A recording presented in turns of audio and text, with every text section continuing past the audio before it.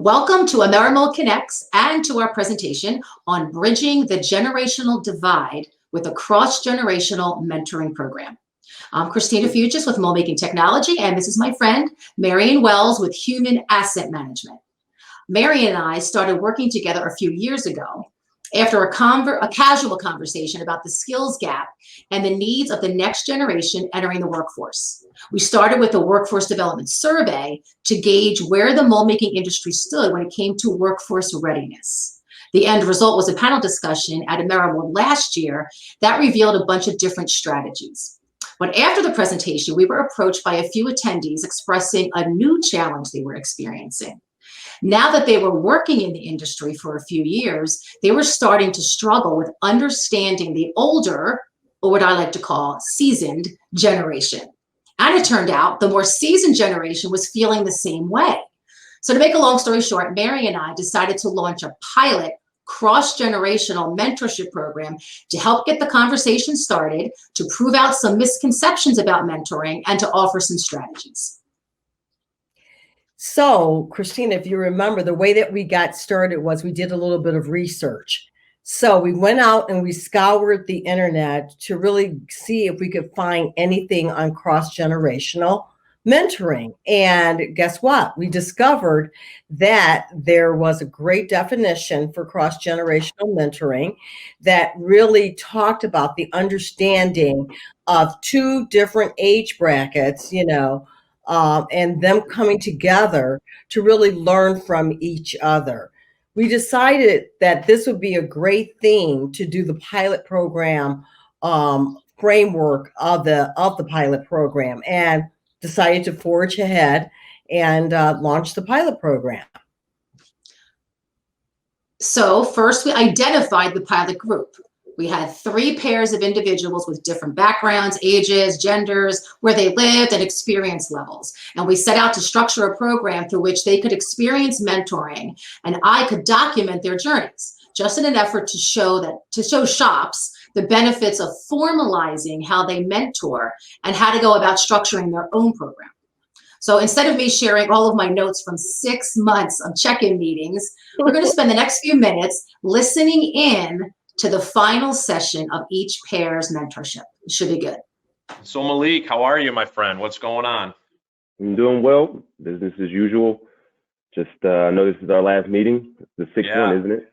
Yeah. It is our last get together. We're kind of doing this to kind of culminate at Amerimold Connects. So I just wanted to kind of get some like review with you more than anything, and this has been 5 times that we've been meeting together, and we've kind of done this over video before video conferencing was cool, with what's going on. But, I was thinking back a little bit to like some of that first meeting we had where we had to write a paragraph about each other.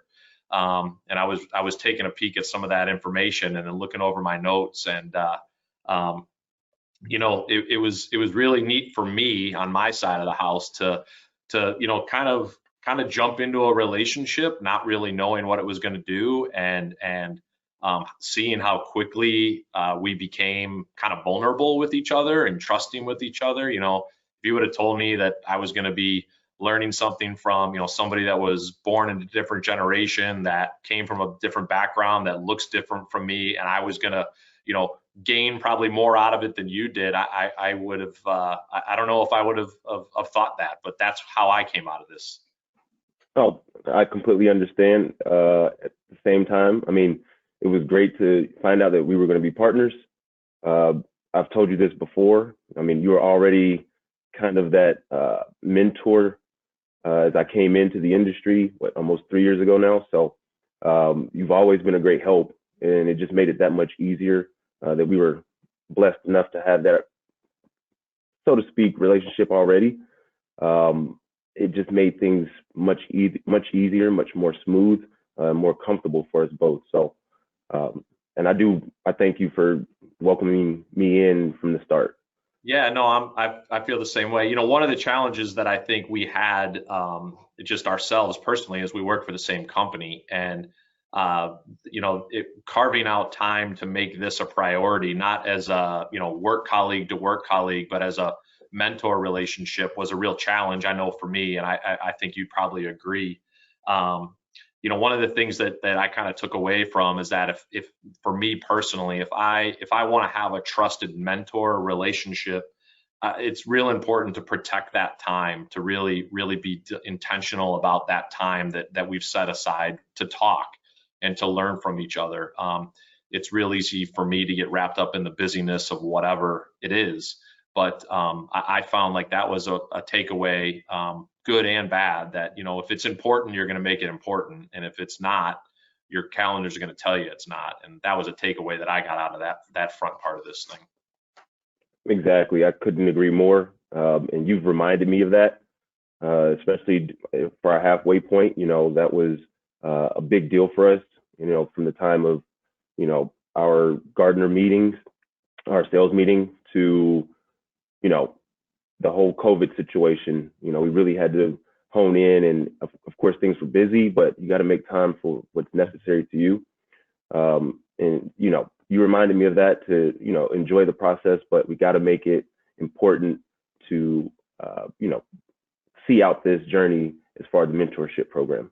Yeah, I agree with you. You talked about the halfway point, and I want to highlight that, because that was kind of a discouraging point for our relationship, at least from my standpoint. We were struggling with meetings, we were kind of not really connecting, and we took an opportunity to reconnect with Christina, and Christina did a really good job with us of kind of mentoring through that process, and challenging us to kind of to make it a team effort, and to make it trusted. And from that standpoint, on that halfway point, we really, to me, our relationship in this mentorship program really grew. So I guess what I'm saying is that in that low point of discouragement, it put roots down for a growth trajectory, and I think that was really important for me personally.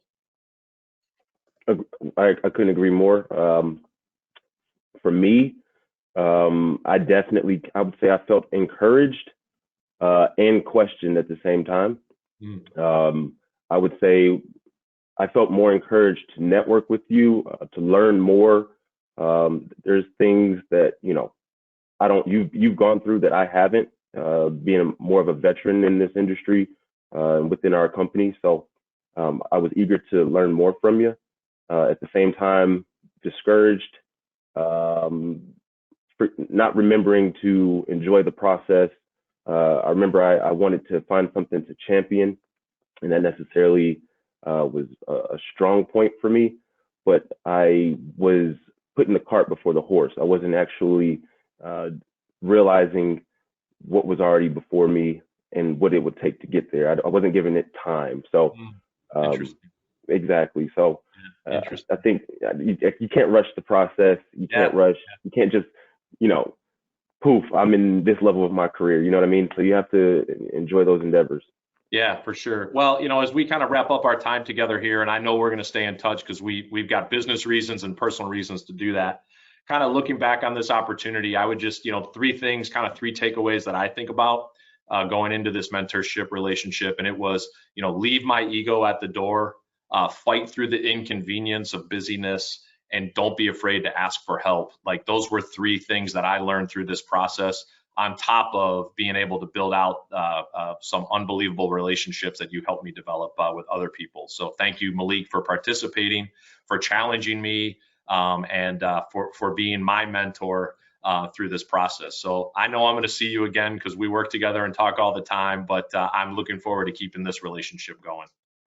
Oh, certainly. I'm only confident in that. And Ryan, thank you for being my mentor. Nothing bad comes from this. It only makes you better. It nurtures your growth and accountability. So I really appreciate it. All right, man. We'll see you. Fist bump. See you, buddy. Yeah. So here we are, wrapped up for, I think it's been 9 months, right? 9 months we've been at this thing. Yeah, something like that. So kind of the last gig, the last hurrah to kind of review what it is that we've done, learned, and kind of gone through the whole process. So the first item that, we talked about was kind of like in the beginning, and how we engaged in, ice breaking and getting to the bottom of it and so forth, and how we connected I know that the two of us are running 1,000,000 miles an hour, so getting connected, that actually you would think it would be the easier part, but it wasn't. We could text all day long, no problem, because it wasn't a long commitment. But to get that hour, it seemed like we could only connect on nights and weekends. Would you agree? Yeah, I mean, I would totally agree that to try having it structured in the beginning was kind of a challenge, as we're both around 1,000,000 miles an hour, like you said. But over the course of time, it became organic, where we just started texting each other, and then like, hey, let's have a phone call and go from there. I mean, we went from having a structured conversation to all of a sudden we were on the phone for 2 hours BSing about whatever sports was going on at that point before COVID. But it was something.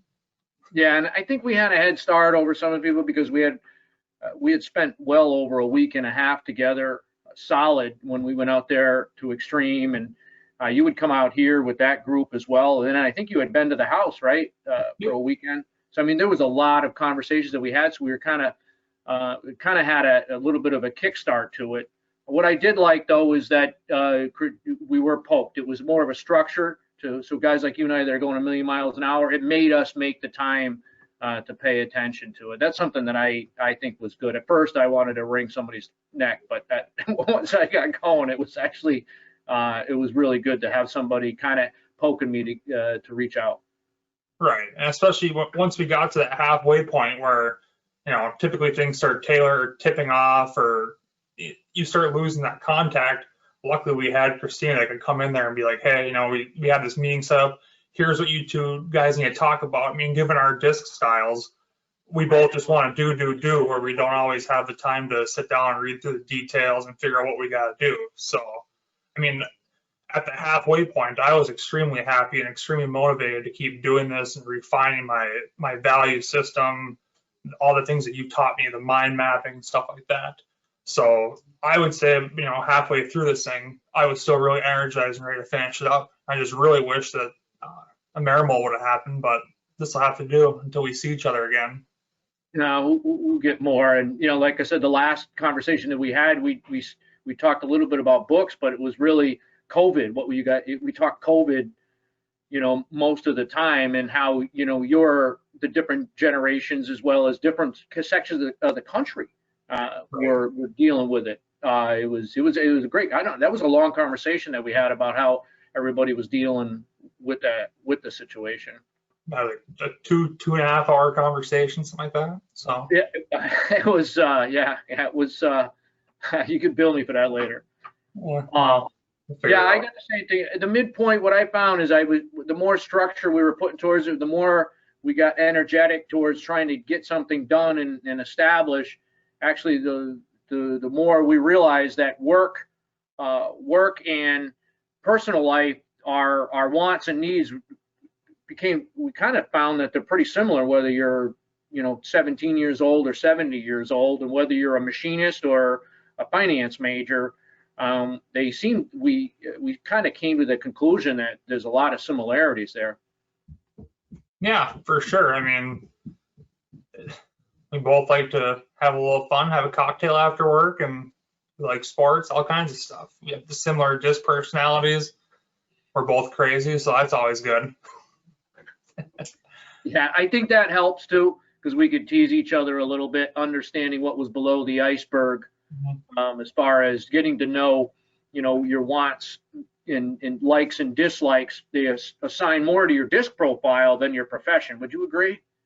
Oh yeah, totally. I mean, to be able to see below the iceberg, like we talked about, is huge. I mean, I got to know your family, you got to know a little bit of mine, so that really helps out to figure out what that person might be going through or what they actually are going to respond to when you say something. So yeah, that below the iceberg is where I think we began to be a little bit more productive, and we started to see that the way I am at work is actually a lot of the same things that I want at home. Yeah, for sure. So what do you think about the retrospect? You want to do this again potentially? I would do it again.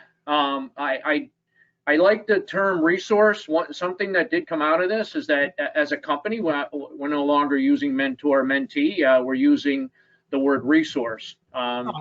And I felt I would do it again if it's under the assumption that, you know, that person is we're going to become a resource for each other rather than guiding each other through life goals and trying to find out what we want to be when we grow up. Because I still don't know. You know, I know I get out of bed and I'm here to service my customer and work as hard as I can, but, you know, to say, okay, this is where I want to be in my career type thing, I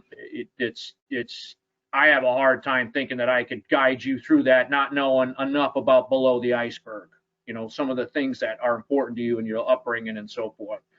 But I think it was great. I think the structure was great. I really like the idea that we were challenged to come up with kind of, hey, what are we doing? And then the follow-up rather than it just being a general conversation.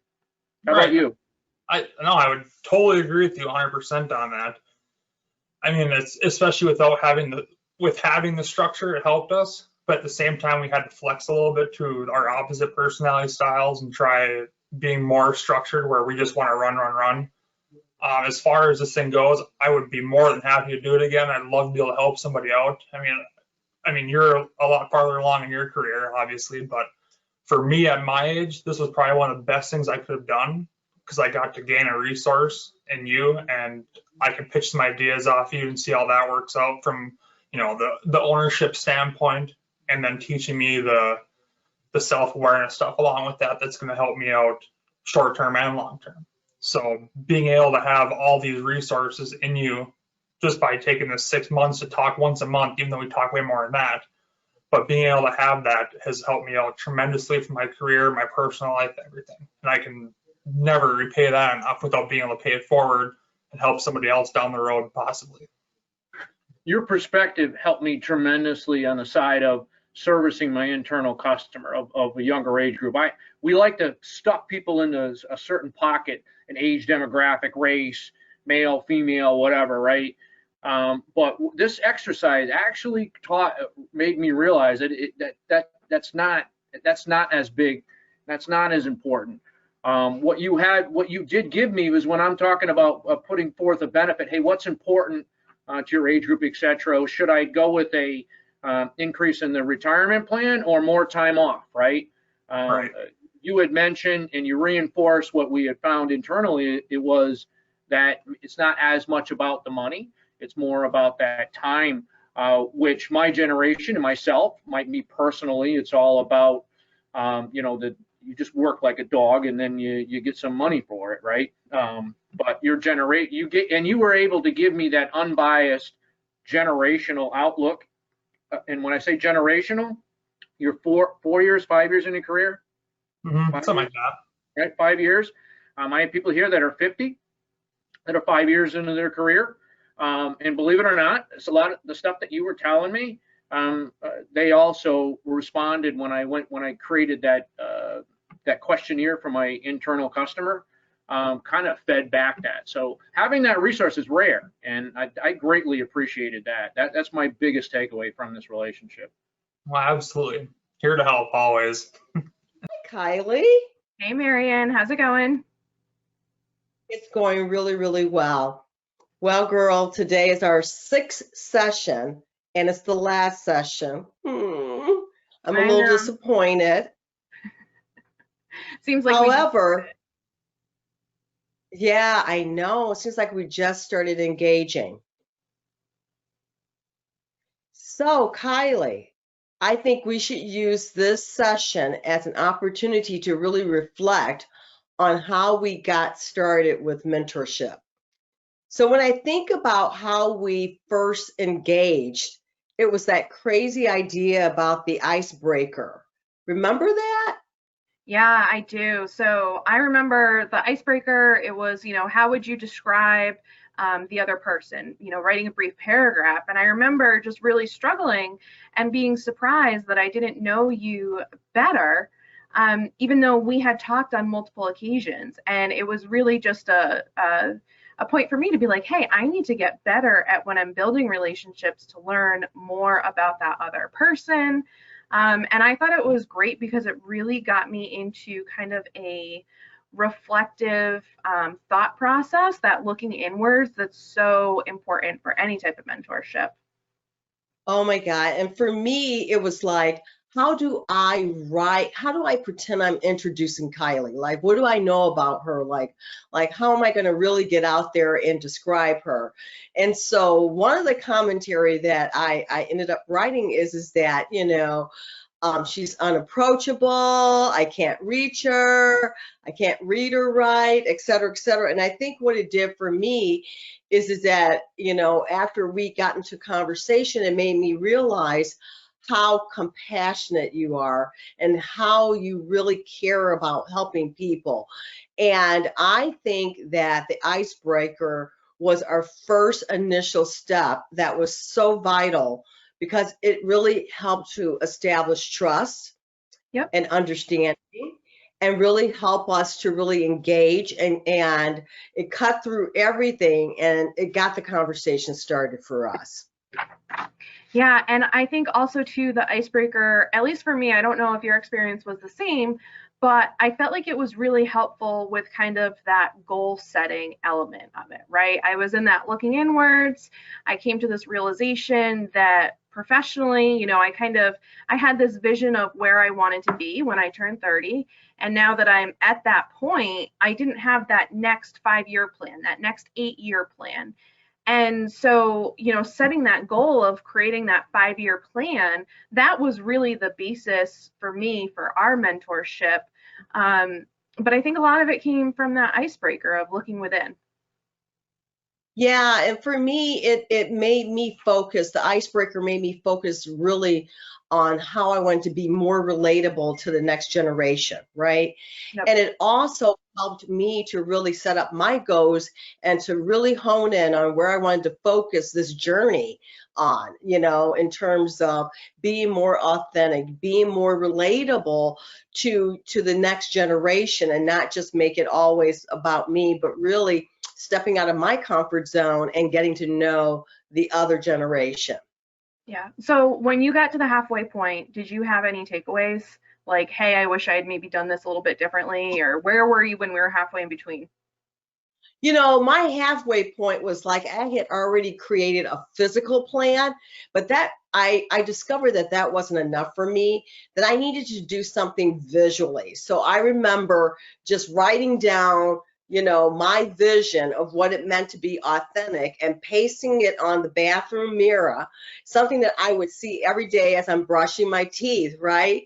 So Yep. I could really engage with, okay, this is what I'm driving for, this is where I'm going after.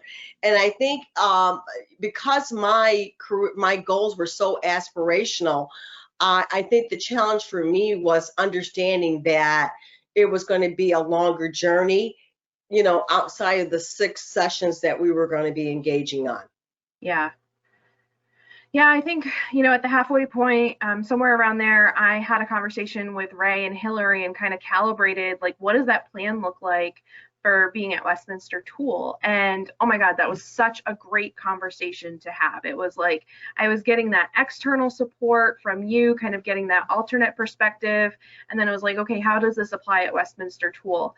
And I'm so grateful that that I shared that at the halfway point. I think it was super important because it was a calibration, I guess is the best way to put it. And it was like, hey, this is the path that I need to continue on. And if I had to do it again, I think I probably would do it again earlier. But that calibration was really important for me. So in retrospect, would you engage with me again? Would you go through this journey again with me? Oh, you can't shake me. This is formally over, but I still have your number. Yes, you do. Yes, you do. And I think that, for me, some of the bigger lessons or the key takeaways is that, post-COVID, the whole COVID situation really brought it in life for me because I learned so much from you. And I never thought that I would have to really engage with my technology skills in the way that I did, being in a COVID situation. So I'm very grateful to your support and to your help and to your guidance, and for me to just step out of my comfort zone and engage in that technology and to really develop myself. So yes, we're going to keep the game going here and we're going to stay in touch. Oh, definitely. And, something that I took away is, you were so transparent with kind of the journey that you've been on. And we said, hey, even though we're in different parts of our careers, a lot of our challenges, the root causes are the same. They just look a little bit different in how they're playing out. And that conversation, I just felt like a weight had been lifted, right? So I can't thank you enough for that. I know that we've spoken a lot about that, but also too, it made me more vocal, more open with other people about my journey and what I'm going through. Because if anybody can learn through the situation, like I was able to learn from you, like I'd love to be that resource or that vehicle for someone. So that was one of my really big takeaways from this mentorship. All right. Well, I guess I'll see you post-COVID. All right. Sounds good, Marion. Take care. Bye. Bye. Pretty powerful, right? I love that part of this whole program. So let me explain my role in all of this. I was the observer. Some of the participants called me a moderator, a motivator, or the facilitator. But whatever you call me, I checked in 6 times over 6 months through conference calls to hear how each pair was moving along in the program toward their goals. And my role actually, and I know Marion would agree, proved to be very much needed for some of the participants, but not all of them, not others. So let's go through some of my main takeaways from being the observer. I don't want to take up too much of your time, so I'm not going to read all of them, but I do want to mention what I believe are the most important takeaways. Generations can truly mentor each other or act as resources for each other. What we really learned was mentoring, which many do not think of mentoring this way, is not one-sided. The seasoned can learn from the young can learn from the seasoned. Mm-hmm. Making time is vital. Being vulnerable, being honest, and trust are totally necessary in this process. Self-awareness is an immediate outcome. You need time. You got to factor in time to process. This is very necessary to the whole mentoring process. You need to make time to process what you're communicating with each other. And most importantly, mentorship is not a one-size-fits-all. Mentorship is different for everybody. Some require structure, others require facilitation, others do not. So it's different for everyone. So my question to you, are you ready to start your own program? And if so, surprise, Marion is here to help provide some initial guidance. Marion, take it away. Okay, folks. So now you think after watching those folks that you're ready to get started with your own pilot program. One of the things that you're going to want to think about is really why do you want to do mentoring? Really, you have to have some clarity, some understanding within your own companies as to why you want to do it. Is it because of the way that you want to attract new talent? Is it because of employee retention? The why is really important. As you have learned about our experiences, the reason why we wanted to do a pilot program was so that each generation can learn from each other. We found that that was a very nice vehicle for professional development for both the mentee and the mentor, because both parties were going to learn from each other. So think about your structure. Think about whether you want to have it formal or informal, and you might even do a blended version of it. So for us, what really worked was having some boundaries of the program. We didn't want, people just to talk about anything. What's your favorite movie, or what is Bob doing? No, we wanted people to be laser focused on some topics that would really, really help to enhance both parties. So we suggest having a structured format with objectives and agenda topics that will really guide that conversation along the way. So some of the key steps that were really successful in our pilot program might be really good for your pilot program. The icebreaker, bottom line, needed. It was necessary. It really helped to connect both individuals to each other and to really start to build that trust and that understanding of who's the other person that you're going to be engaging with. As Christina shared, having someone to hold your groups accountable is really kind of necessary. You need someone who can pop in and check on both parties just to make sure that everything is going okay for both people, and to really give them a nudge and some love if necessary to get them reinvigorated, to get them restarted, right?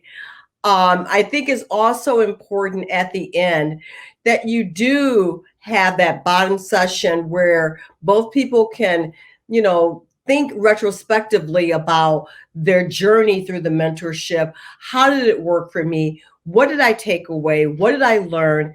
And, and decide if I want to continue on or if I don't.